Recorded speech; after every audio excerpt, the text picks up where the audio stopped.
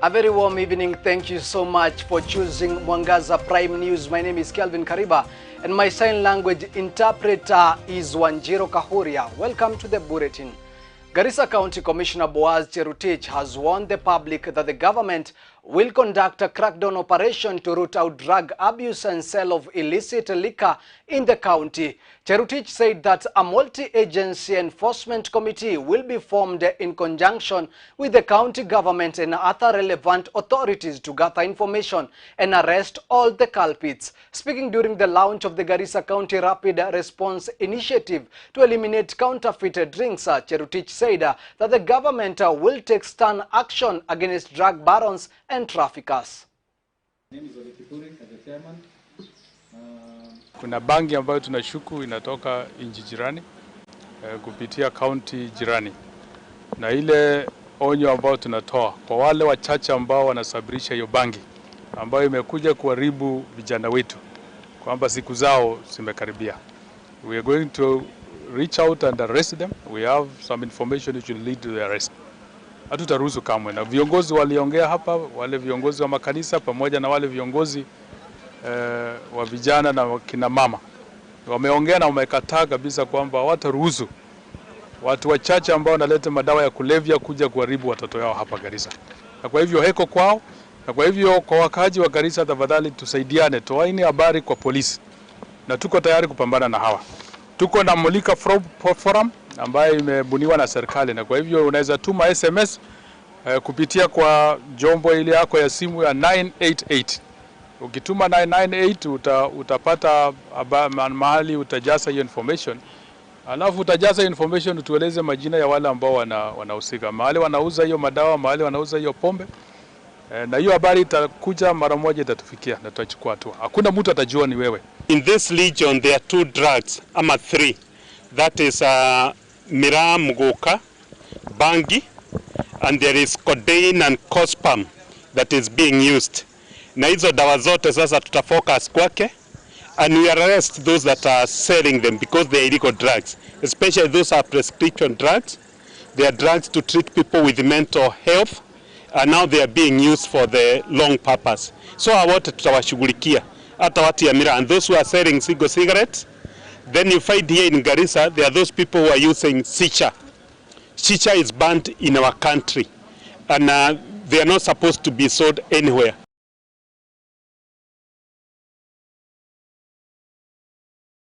Residents of Burat Ward in Isiolo County have formally submitted a memorandum of historical land injustices to the National Land Commission ahead of the 21st September deadline for submission of the claims.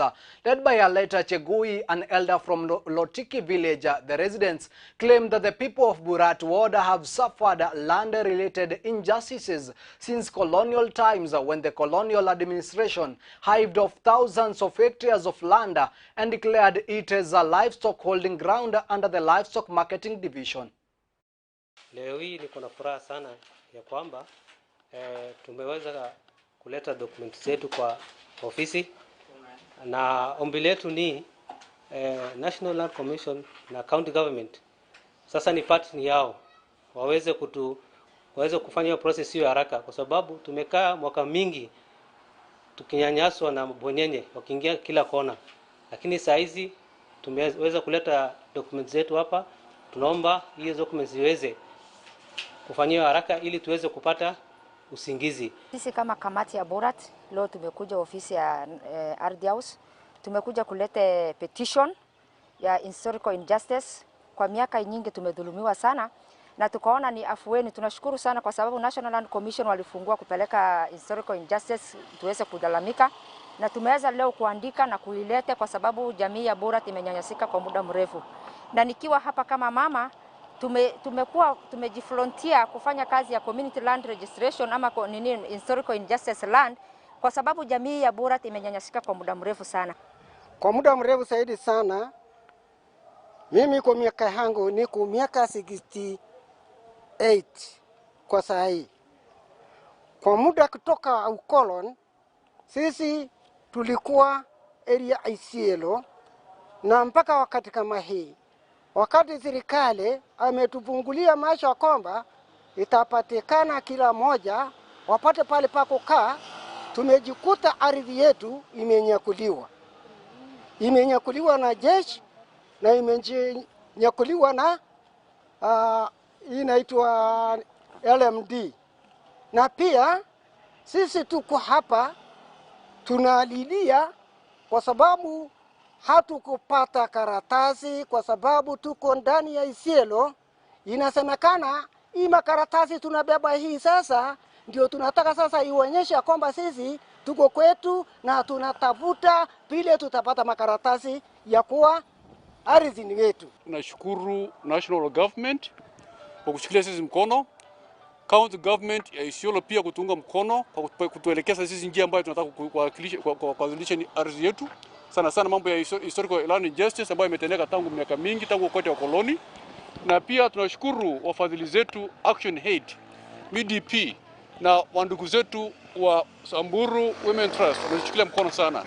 Yangu na washukuru zaidi, na mimi naomba Mwenyezi Mungu hii mpangilio ambayo inaendelea sasa hizi, kwa vile tumekuja hapa na tulete makaratasi hii wakati tunawakilisha katika National Land Commission officials, watusaidie kabisa hizi makaratasi ziende mbele na haki yetu tupate kwa Isiolo, kwa sababu miaka mingi sisi tumeishi katika nchi ya Isiolo ambayo ni kwetu kama refugees.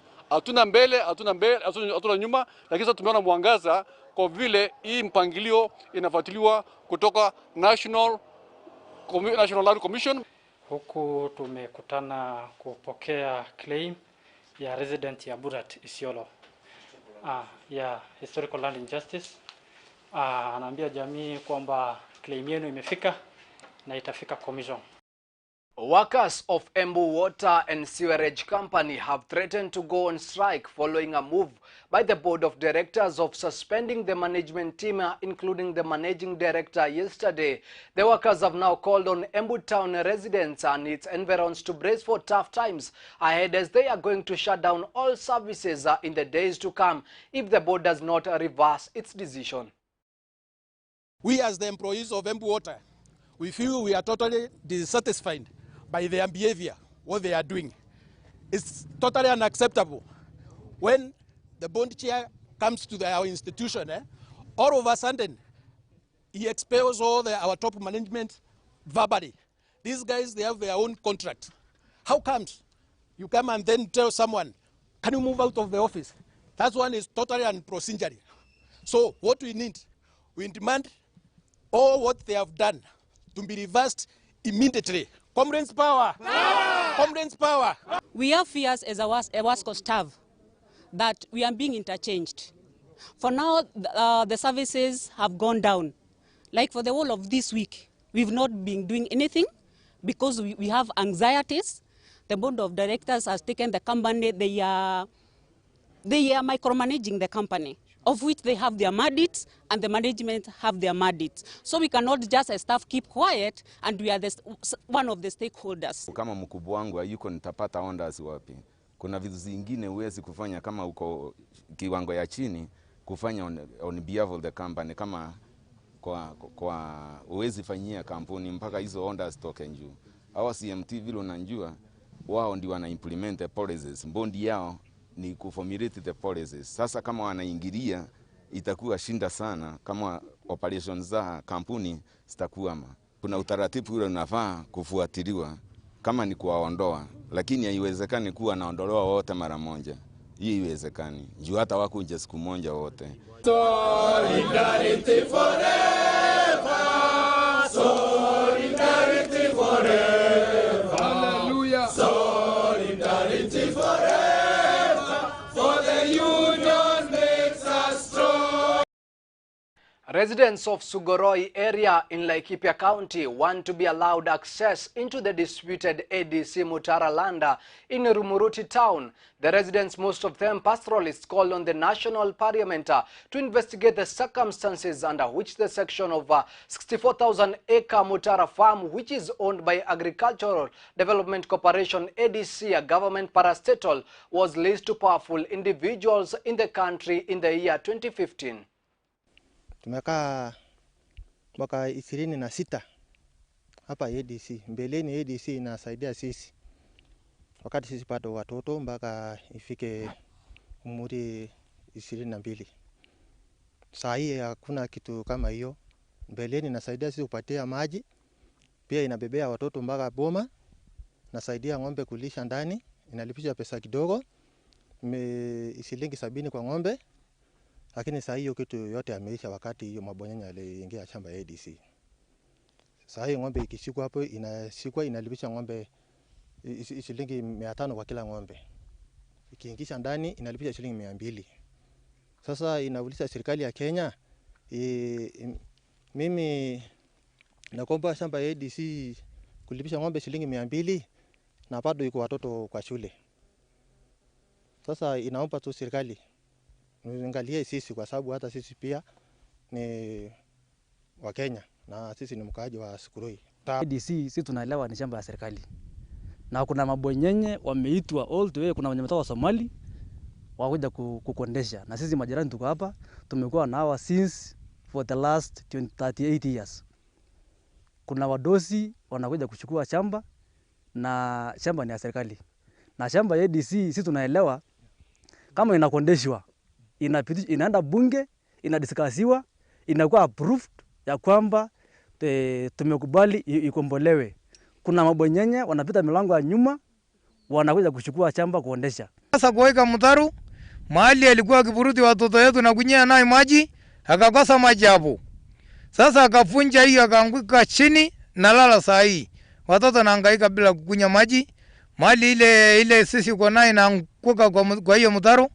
Wanyama ya msituni inaanguka hiyo mtaro kwa sababu imeshinda mahali ya kupita.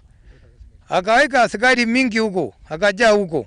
Sasa askari najaa huko na kimbisha sisi kama maswara. Sasa tumeumia. Sasa tunaomba serikali mtuangalie shamba ya ADC ya serikali alinyakua na watu wachache kutoka nchi mbalimbali, sio wajirani hapa Laikipia. Sisi mwana Laikipia, mmesaliwa huko, mmekaaji ya huko, mmekondesha huko mpaka nakuja kusukuma na hiyo mwanyenye. Tunaomba, tunaenda wapi? Serikali inaomba tafadhali, kama najali raia yenu, mtuangalie kwa shamba ya ADC, kwa sababu wale wanaishi huko imeumia juu ya wale mwanyenye natoka sehemu mbalimbali. And from that story, we take a short break, but we'll be right back in a moment.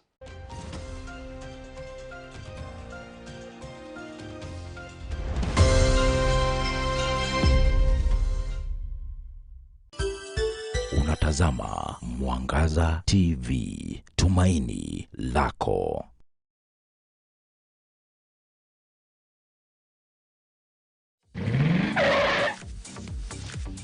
Baada ya kukatiza huduma zetu kwa muda kutokana na janga la COVID-19, sasa chuo cha Jewel Institute of Advanced Driving tumerejelea huduma zetu, na hii ni baada ya kuhakikisha kwamba tumezingatia mikakati ambayo imetengwa na serikali kuu, Wizara ya Afya pamoja na NTSA ili kuzuia kusambaa kwa COVID-19. Hapa tunatumia mtaala mpya wa NTSA na tunafunza vitengo vyote vya udereva kuanzia Class A ambapo unafunzwa kuendesha pikipiki na tuktuk, Class B ambazo ni gari ndogo, Class C hizi ni gari za kubebea mizigo, na Class D ambazo ni gari za kubebea abiria. Wakufunzi wetu ni wenye tajriba ya juu na wamehitimu hivi kwamba wanahakikisha umewajibika na utaweza kutumia barabara za kisasa. Zaidi ya hayo, hapa tuna magari mengi ya kufanyia practicals na hivyo kuhakikisha kila mwanafunzi amepata fursa ya kutosha. Malipo yetu ni nafuu na unapomaliza kozi ya udereva tunakushughulikia hadi unapopata leseni ya kisasa, yani digital driving license. Jisajili leo upate 20% discount. Tutembelee katika jumba la Jewel Complex, Roysambu, orofa ya 5. Simu ni 0703 164 003 0703 164 003. Jewel Institute of Advanced Driving. Drive with confidence. Kwa zaidi ya miaka 15, kampuni ya Kemuma Engineering Systems imedhihirisha ustadi katika ulingo wa kuuza na kuweka vifaa vya ulinzi kama vile CCTV cameras, razor wire fence, electric and automatic gates, access control systems, computerized hotel and offices lock system, automatic and fire alarm systems pamoja na electrical accessories. Pia tunafanya consultation katika masuala yote ya ulinzi. Tunapofanya installation tunakupa warranty na guarantee. Maduka yetu yako jijini Nairobi na viungani mwake. Tutembelee au upige simu kupitia 0712828896 au 0721250846. Kemuma Engineering Systems. Security at its best.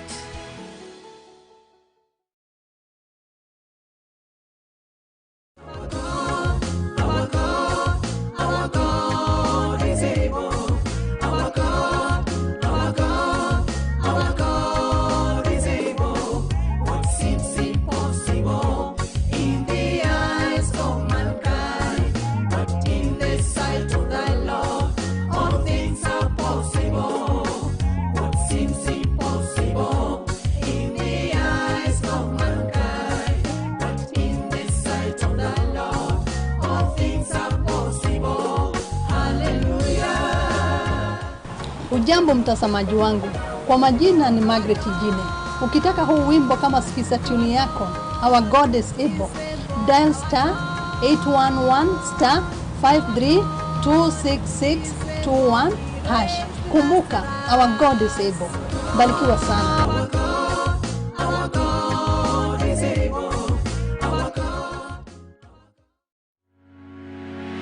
Je, unatafuta shule ya kujiunga nayo hasa baada ya kumaliza kidato cha 4? Usitafute tena, kwa maana Overflow College of Hairdressing and Beauty Therapy tuko hapa kwa ajili yako. Tunapatikana mjini Nanyuki na tayari tumepewa kibali na Wizara ya Elimu kupitia TVET, ambapo tupo na miaka 8 tangu tulipoanza kutoa mafunzo na tumewahudumia zaidi ya wanafunzi 2000 kufikia sasa.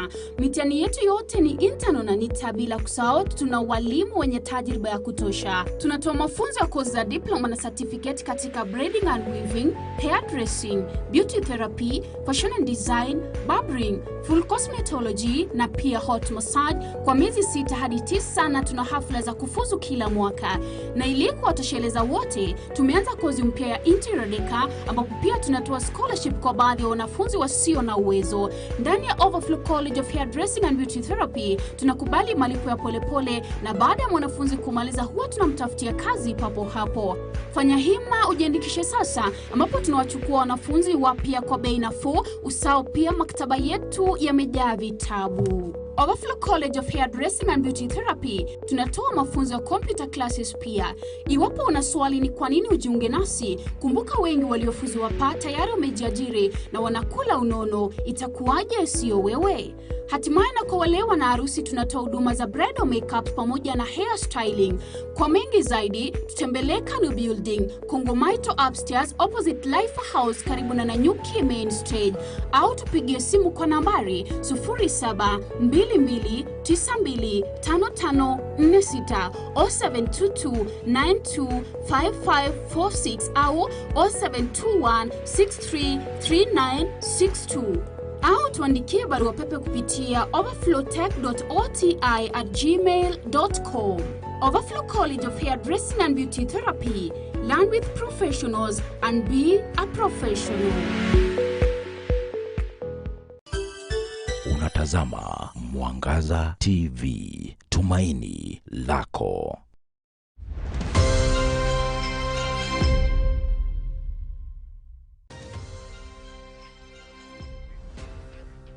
Thank you for staying together with us and welcome back to the bulletin. Makueni leaders have criticized the government over historical fuel increase. Speaking at a burial in Angu village in Kibwezi West, the leaders said the skyrocketing of fuel prices has exposed Kenyans to high cost of living. Makueni Governor Kivutha Kibwana said it was the responsibility of the National Assembly to review legislation on fuel prices to caution Kenyans against exploitation by the current law on fuel prices. hili jambo la bei ya mafuta kupanda ni jambo ni mbaya sana kwa wananchi, kwa sababu hata mafuta yale yamepanda zaidi ni mafuta ya taa, kerosene.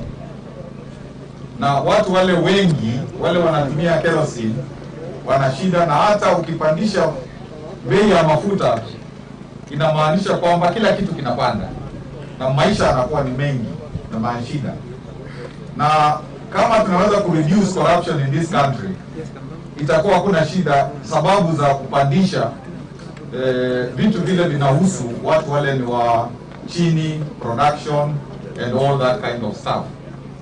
Na labda nikumbushe wajumbe wetu kwamba ile sheria ya kupandisha mafuta ilipitishwa parliament, labda ilikuwa fine print na mkuangalia.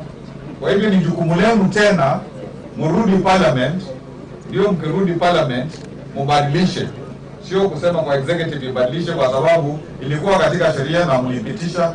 Hata watu wengine wakubwa pia walisema ipitishwe, na sasa kimeumana. Lazima tuangalie hali ya uchumi kwa wananchi wa Kenya, na hiyo iko maana sana.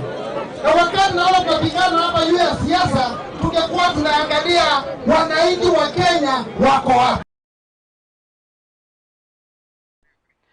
Youths who have attained 18 years of age in Siaya County have been urged to turn out in large numbers to register for national identification cards. Speaking during the drive, Judy Onyango said that her motivation in the exercise comes from the 2019 census report on the number of individuals officially registered in the county.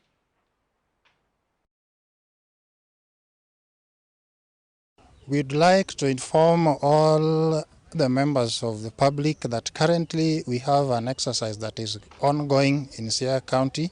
We are conducting mobile registration for purposes of issuing national identity cards to all who are already 18 years and above in the sub-locations across the county. Currently we have a number of persons whom we've realized are not turning up for registration in our offices in time, and as a result they are unable to access certain government services. So we would like to encourage them to come to our offices and also at the mobile registration centers so that they get registered. The first category that I would like to talk about are the young women who are recently married in this county. They've had challenges of thinking that they have to go back to their parents' homes for them to get registered for national identity cards. But the law allows Kenyans to register at their current place of residence. So any lady who is married here or has come to stay in Siaya County without a national ID is supposed to provide only the parents' ID card and a document to show their date of birth, and then they get registered for national identity card. And I am running a mass ID drive. My motivation of running that drive is founded on data from both the 2019 Kenya Housing and Population Census and IEBC. So we plan to do this throughout Siaya County. Siaya County has 6 sub-counties in it. So we will have at least 2 to 3 different centers in each of the 6 sub-counties. We have a democratic process that takes place in this country every 5 years. We are getting ready for that. But more than that, we are also positioning ourselves to take and participate in various initiatives. We know, for instance, that we have the Women Enterprise Fund, we have the Youth Enterprise Fund, we have Uwezo Fund. You cannot access any of this without an identity card. You cannot even have a National Hospital Insurance Fund card if you don't have an ID. So we are simply saying we are preparing our citizens. We are preparing them. We are doing fast things fast. So before you talk to me about empowerment, qualify me to participate.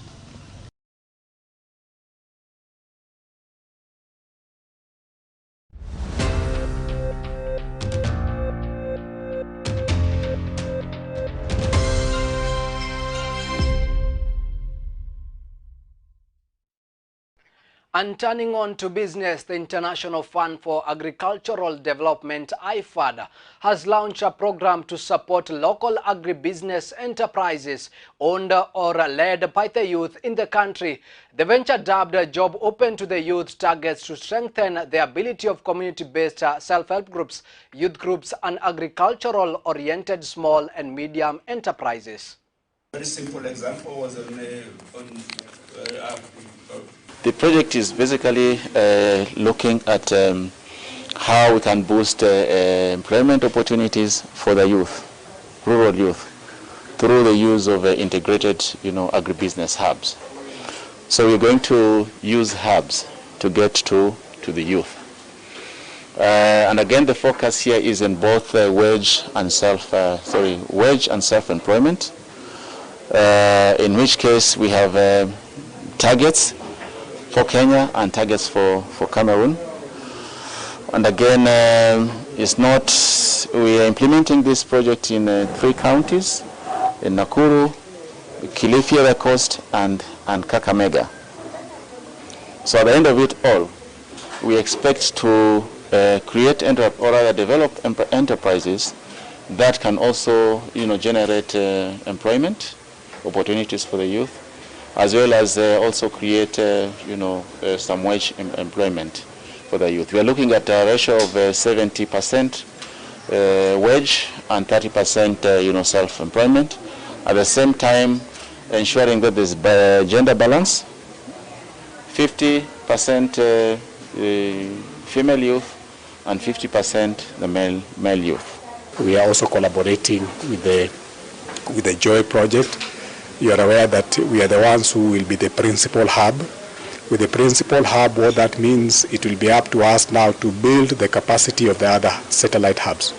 So because we have that experience, that's why now the project felt it wise that with our experience, we can simply build the capacity of the other hubs in Kilifi County, as well as another hub in Kakamega County. And with the aim of attaining the Buy Kenya Build Kenya initiative, Tata Motors Company has officially launched the first motor vehicles assembly in Kenya. Speaking after the launch, Executive Director of Tata Motors noted that the move will create more jobs opportunities in the country.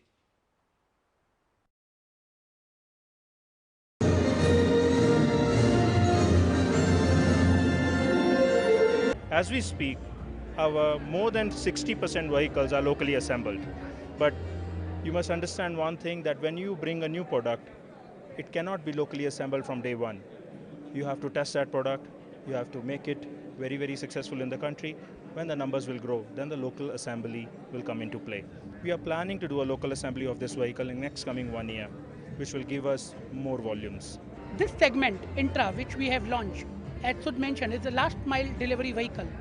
And we see many small businesses, the many customers who are himself the driver and the owner of the vehicle. So the utmost care has been taken in this vehicle when we have designed the cabin. The vehicle is very, very comfortable. So a person who himself owns the vehicles for the commercial purpose then can drive the vehicle whole day very comfortably. It's very comfortable, very economical in terms of the pricing, and we are very pleased to announce we have kept a very, very attractive launch price for this vehicle of 1.9 million shilling only. So it includes all the duty, VAT, and it's kind of an on-road price for the vehicle. So when I say that, it is the vehicle with the premium finish, premium look, premium features, but it comes with a very, very affordable pricing. If we see to the pricing with the other competition product in the market in the same category, we are almost 20 to 25% economical than the competition, without compromising any of the features on the vehicle, whether it is its reliability, its performance, or the features. Thank you.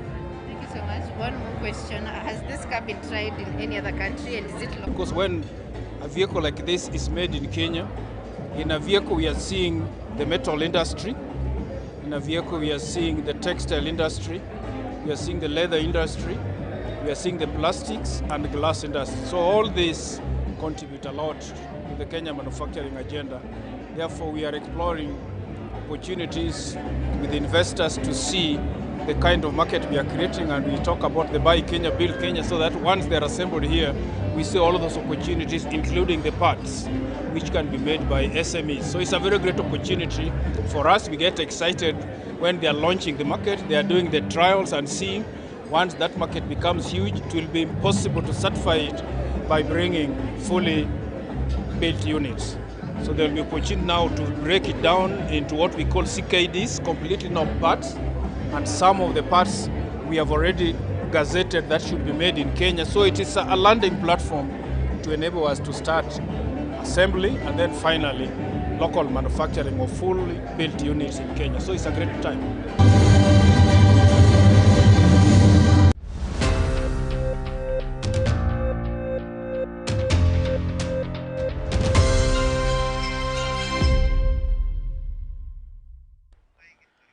And that story marks the end of our bulletin tonight. But before we close down the bulletin, let's have a chance to read some of your comments. Betu from Kakamega Town, thank you. Simon, thank you. Hosea Kamau, thank you. Nicholas Karanja from Oljororoka, thank you. Timothy Kashau, plus Asamta Kahiga, together with Terry Kariuki, Sherin Duati, Margaret Njeri, Fai Kim Gala. Thank you so much for staying tuned. My name is Kelvin Kariba, and our sign language interpreter tonight was Wanjiro Kahuria. I, together with the team behind the scenes, we wish you a lovely evening.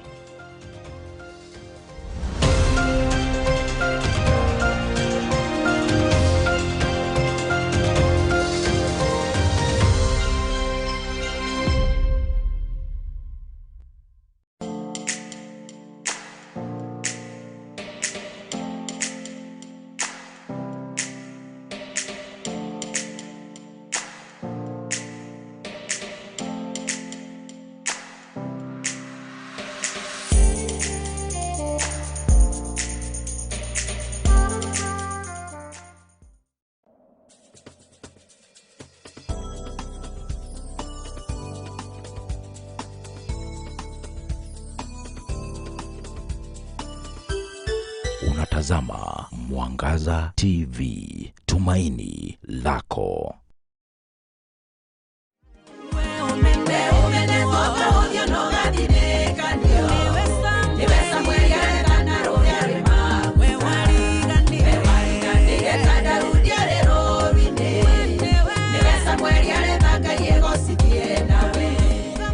Ninakusalimu sana mtazamaji wa Mwangaza TV. Kwa majina naitwa Rusi Popote. Mimi ndio nimekuimbia huo wimbo unaitwa Roho ya Maguta. Na ukitaka kupokea huo wimbo ukue kama sikiza tune ya simu yako, uta dial *860*907# na utakuwa umepokea huo wimbo na utakuwa umesupport uimbaji wangu, na Mungu akubariki sana. Na muendelee kutazama Mwangaza TV.